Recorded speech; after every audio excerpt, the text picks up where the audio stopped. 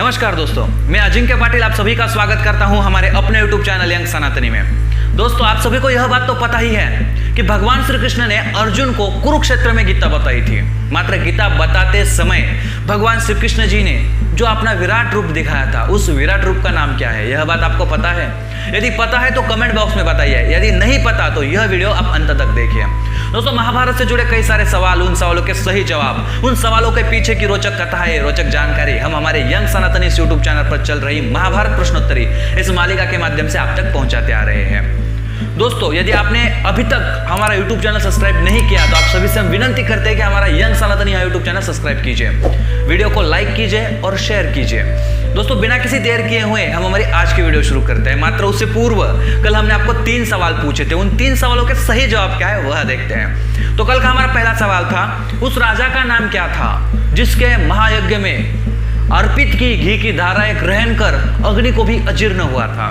तो दोस्तों, उस सवाल का सही जवाब था श्वेतकी। जी हाँ दोस्तों, श्वेतकी नामक राजा ने कई सारे यज्ञ किए थे।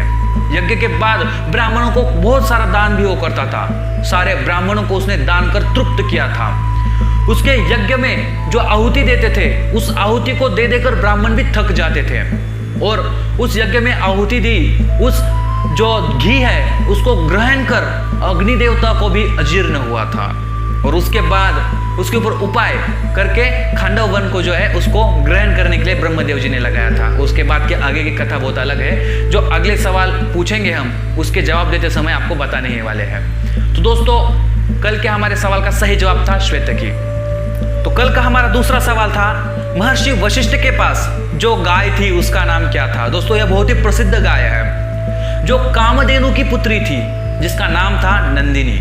जी हाँ दोस्तों, राजा दिलीप और रानी सुदक्षिणा इन्होंने इसी गाय की सेवा की थी। और इस सेवा के फल स्वरूप उनके घर में एक दिव्य पुत्र का जन्म हुआ था, जिसका नाम था रघु।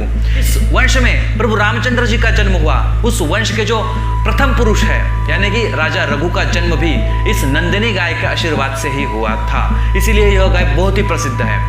तो कल का हमारा तीसरा सवाल था, राजा शाल्व के पास जो विमान था उसका नाम क्या है? तो दोस्तों, उस सवाल का सही जवाब था सौभ। जी हाँ दोस्तों, इस राजा शाल्व के बारे में प्राथमिक जानकारी हम लेते हैं। आपको यह बात तो पता ही होगी कि अंबा, अंबिका और अंबालिका इन 3 बहनों की शादी पितामह भीष्म जाकर रोकते हैं। उनका स्वयंवर जो हो रहा था उसको रोकते हैं। उसके बाद उनका हरण कर उन्हें हस्तिनापुर ले आते हैं। मात्र उस समय राजा शाल्व जो है वह पितामह भीष्म का विरोध करता है और पितामह उसको पराजित कर देते हैं। वह विरोध क्यों करता है पता है आपको? क्योंकि उसमें से जो 3 बहनों में से जो बड़ी बहन है अंबा, उसका प्रेम शाल्व के ऊपर था और शाल्व का भी उसके ऊपर, इसी वजह से वो विरोध करता है। मात्र भीष्म से पराजित होने के बाद वह चला जाता है। लेकिन जब पितामह भीष्म को पता चलता है कि अंबा जो है वह शाल्व से प्रेम करती थी, तो पितामह भीष्म अंबा को छोड़ देता है।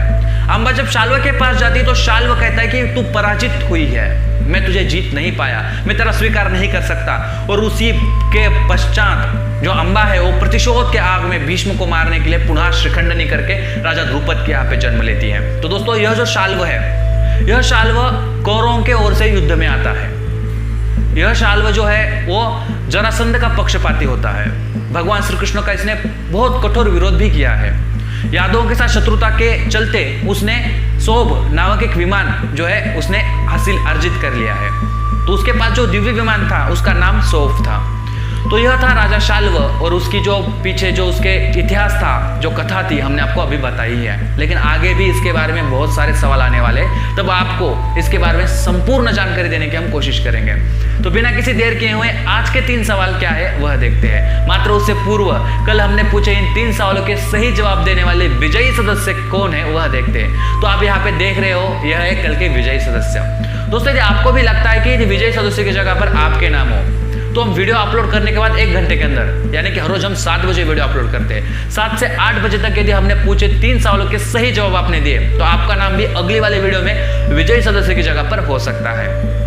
यदि आपने हमारी पिछली वाली वीडियो नहीं देखी जिसमें हमने महाभारत से जुड़े कई सारे रोचक तथ्य, महाभारत से जुड़े कई सारे सवाल, उन सवालों के सही जवाब बताए, तो हमारी पिछली वाली वीडियो भी आप अवश्य देखिए, क्योंकि महाभारत धर्म ग्रंथ का प्राथमिक ज्ञान आपको अवश्य अर्जित होगा। जिसके हमने महाभारत प्रश्नोत्तरी नामक एक प्लेलिस्ट बनाई है, जिसकी लिंक हमने नीचे डिस्क्रिप्शन में दी है। तो हमारी पिछली वाली वीडियो देखना भी ना भूलिए। चलो बिना किसी देर के हुए आज के 3 सवाल क्या है वह देखते हैं। तो दोस्तों, आज का आपका पहला सवाल है, पराक्रमी कर्ण ने दिग्विजय करने के पश्चात दुर्योधन ने कौन सा यज्ञ करवाया था? जिसके लिए आपको पर्याय दिए जाते हैं। आपका पहला पर्याय है राजसूय, दूसरा पर्याय है विश्वजीत, तीसरा पर्याय है वैष्णव, चौथा एवं आखिरी पर्याय है अश्वमेध। तो दोस्तों कर्ण ने भी एक बार दिग्विजय किया था, उसके बाद खुश होकर दुर्योधन ने वह यज्ञ करवाया था, उसका नाम आपको बताना है। तो बिना किसी देर के हुए आज का दूसरा सवाल क्या है वह देखते हैं।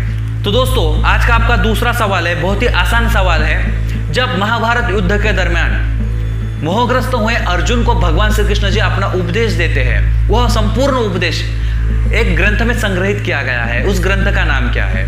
जिसके लिए आपको पर्याय दिए जाते हैं। पहला पर्याय है जय, दूसरा पर्याय है गीता, तीसरा पर्याय है भारत, चौथा एवं आखिरी पर्याय है महाभारत। तो दोस्तों बहुत ही आसान सवाल है, आपको किसी को ढूंढने की जरूरत नहीं है, आप सभी को यह सवाल का जवाब पता है, तो कमेंट बॉक्स में बताइए।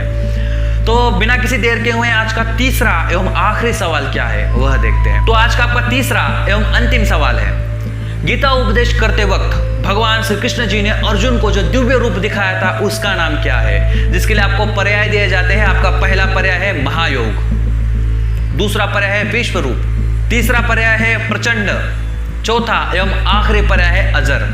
तो दोस्तों यह थे आज के आपके 3 सवाल। इन 3 सवालों के सही जवाब 1 घंटे के अंदर हमें कमेंट बॉक्स में बताइए। यदि आपने हमारी पिछली वाली वीडियो नहीं देखी तो आपको बताया ही है कि प्लेलिस्ट की लिंक नीचे डिस्क्रिप्शन में दी है, हमारी पिछली वाली सारी वीडियो देखी है, क्योंकि महाभारत का बहुत ज्ञान आपको प्राप्त होगा। यदि आपको महाभारत से जुड़े कुछ भी सवाल है तो सवाल हमें कमेंट बॉक्स में बताइए, क्योंकि हर रविवार हम Q&A सेक्शन लेने वाले हैं, जिसमें सवाल आपके होंगे और जवाब देने का प्रयास करेंगे हम। तो इसीलिए आपको यदि कुछ सवाल है तो कमेंट बॉक्स में आप अवश्य बताइए। हर रविवार 10 बजे यह वीडियो हम छोड़ने वाले हैं। तो दोस्तों आज के लिए इतना ही। वंदे मातरम, जय श्री कृष्ण।